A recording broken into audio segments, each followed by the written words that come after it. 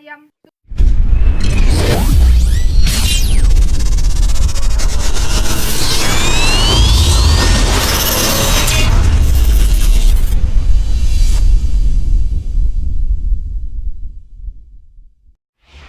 Jangan lupa like, subscribe, dan tekan loncengnya untuk dapatkan video terbaru.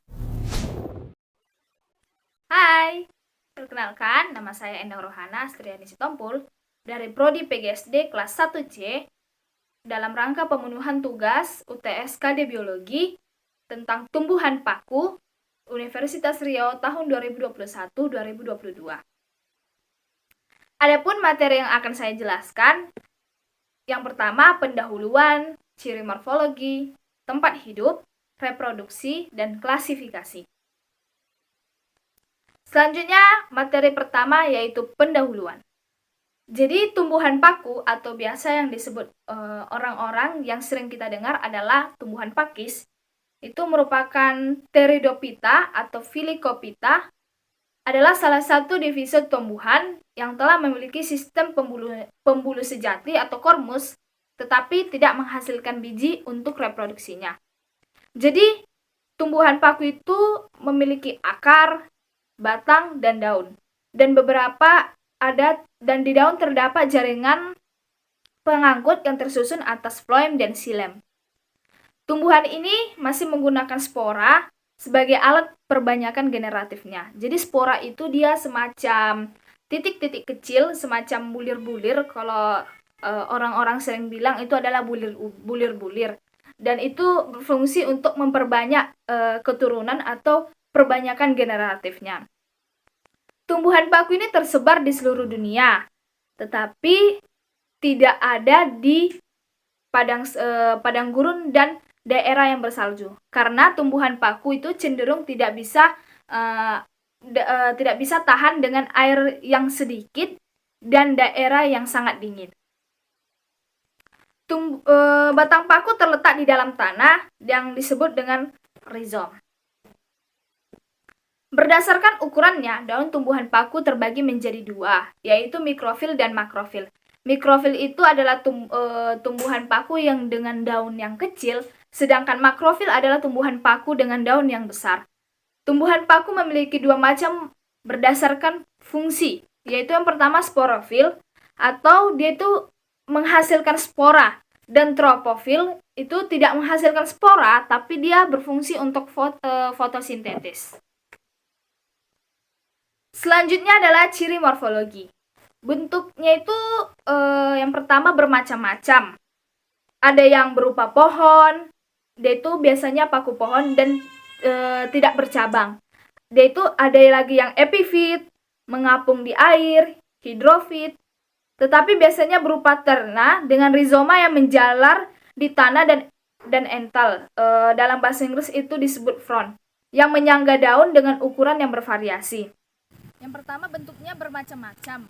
Jadi ada yang bentuknya seperti ini, ada bentuknya yang seperti ini, ada bentuknya yang seperti ini, ada bentuknya yang seperti ini, dan ada yang bentuknya seperti ini. Ini merupakan paku berdaun makrofil, sedangkan keempat dari tumbuhan ini merupakan paku berdaun mikrofil. Selanjutnya, mendominasi vegetasi di suatu tempat. Biasanya tumbuhan paku ini mendominasi vegetasi di suatu tempat, sehingga membentuk bulukar yang luas dan menekan tumbuhan lain. Di sini maksudnya adalah, biasa kan sering kita melihat di suatu hutan atau di dekat-dekat rawa-rawa sering banyak tumbuhan paku.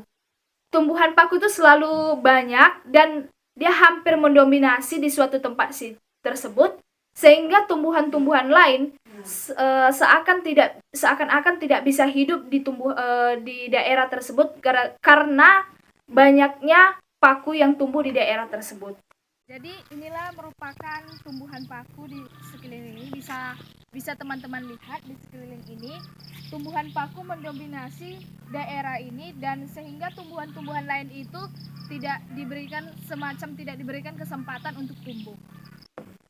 Selanjutnya yang ketiga adalah ental yang masih muda itu selalu menggulung. ental masih muda ini dia itu selalu menggulung seperti cangkang keong. Cangkang keong itu bentuknya hampir mirip dengan ental yang masih muda. Biasanya itu ental yang masih muda yang menggulung ini merupakan ciri khas dari tumbuhan ini. Ini merupakan tumbuhan paku yang masih muda. Boleh bisa kita lihat di sini terdapat ental yang masih menggulung, bentuknya seperti cangkang keong. Lalu daunnya itu bentuknya masih mikrofil bukan makrofil, dan batangnya juga masih kalau tumbuh dia juga masih belum terlihat batangnya secara jelas di atas tanah. Selanjutnya ada struktur tumbuhan paku. Satu, akarnya bersifat akar serabut. Jadi akarnya ini ujungnya itu dilindungi oleh kaliptra yang terdiri atas sel-sel yang dapat dibedakan dengan sel-sel akarnya sendiri. Jadi sel-sel yang ada di dalam akarnya dapat dibedakan dengan sel-sel yang terdapat di ujung akar tersebut. Jadi struktur dari tumbuhan paku itu terdapat akarnya bisa kita lihat di sini. Ini akarnya merupakan akar serabut. Yang kedua adalah batangnya tidak nampak. Pada sebagian jenis tumbuhan paku terdapat batangnya itu tidak nampak karena tumbuhan paku ini dia batangnya cenderung di dalam tanah. Paling-paling kalau muncul pun di permukaan tanah, batangnya itu akan sangat pendek, sekitar 0,5 meter. Akan tetapi ada beberapa yang seperti paku pohon dan paku tiang, panjangnya itu sekitar 5 meter. Dan kadang-kadang itu pun bercabang. Batangnya ini jika tumbuh di atas permukaan tanah, ada sebagian batang paku yang tidak nampak dan ada sebagian yang tinggalnya di dalam tanah. Yang ketiga adalah daun. Daunnya ini bentuknya selalu melingkar dan menggulung pada waktu muda. Seperti yang sudah saya bilang sebelumnya tadi, menggulungnya itu biasanya entalnya itu merupakan ciri khasnya. Jadi dia selalu kadang-kadang menggulung pada usia muda. Jadi ada dua jenis tumbuhan paku berdasarkan daunnya. Yang pertama makrofil itu dengan ciri khas daunnya yang besar, dan mikrofil dengan ciri khas daun yang kecil. Jadi kalau makrofil itu dia daunnya besar, bertangkai, dan bertulang daun, serta bercabang-cabang. Lalu kalau mikrofil itu daunnya kecil, seperti rambut atau sisik-sisik, terus itu tidak bertangkai dan tidak bertulang daun, karena daunnya kecil dan belum memperlihatkan diferensiasi sel dan tidak dapat dibedakan antara epidermis, daging daun, dan tulang daun. Selanjutnya yang ketiga adalah tempat hidup. Tumbuhan paku itu cenderung ditemukan pada tanah-tanah yang lembab, tebing, perbukitan, hutan, menempel dan merayap pada batang pohon atau bebatuan, di dalam kolam atau danau, daerah sekitar kawah vulkanik, serta sela-sela bangunan yang tidak terawat. Jadi tumbuhan paku ini merupakan tumbuhan autotrof.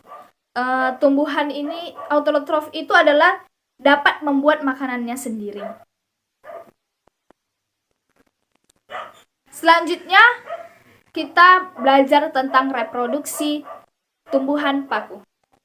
Jadi reproduksi tumbuhan paku ini dapat berproduksi secara aseksual atau vegetatif dan seksual atau generatif. Maksudnya di sini kalau aseksual itu atau vegetatif dengan menghasilkan stolon yang akan muncul tunas, dan sedangkan seksual atau generatif melalui pembentukan sel kelamin jantan dan betina. Yang kedua, reproduksi aseksualnya dan seksualnya sama seperti lumut. Yang ketiga itu reproduksi paku menunjukkan adanya pergiliran antara generasi gametofit dan sporotif atau bisa kita sebut dengan metagenesis atau pergiliran keturunan. Yang keempat adalah sporofitnya merupakan generasi yang dominan dalam daur hidupnya. Selanjutnya kita akan belajar klasifikasi dari tumbuhan paku. Tumbuhan paku ini banyak jenisnya. Jadi di dunia itu saking banyaknya tumbuhan paku ini terdapat beberapa jenis yang akan kita pelajari pada hari ini. Jadi yang pertama adalah subdivisi Lycopsida. Jadi dalam spesies subdivisi Lycopsida ini dapat menghasilkan dua spora. Ciri-ciri yang tampak itu adalah terdiri dari daun sejati, batang, dan akar, lalu menempelkan diri pada tanaman lain. Selanjutnya adalah menghasilkan sporangium. Selanjutnya adalah subdivisi Sphenopsida. Bisa dilihat dari gambar. Subdivisi Sphenopsida itu pada umumnya banyak hidup dan dijumpai di daerah yang beriklim tropis. Spesies ini memiliki ekor panjang pada tubuhnya. Jadi karena Indonesia memiliki iklim tropis, otomatis tumbuhan paku jenis ini banyak ditemukan di Indonesia. Jadi dia memiliki beberapa ciri-ciri. Yang pertama adalah memiliki batang yang tegak, menghasilkan heterospora, lalu pada batang mengandung kadar silika yang tinggi. Selanjutnya menyenangi daerah rawa yang lembab. Jadi tumbuhan paku ini dia lebih suka daerah rawa dan daerah-daerah yang lembab. Jadi ini merupakan salah satu contoh subdivisi Sphenopsida.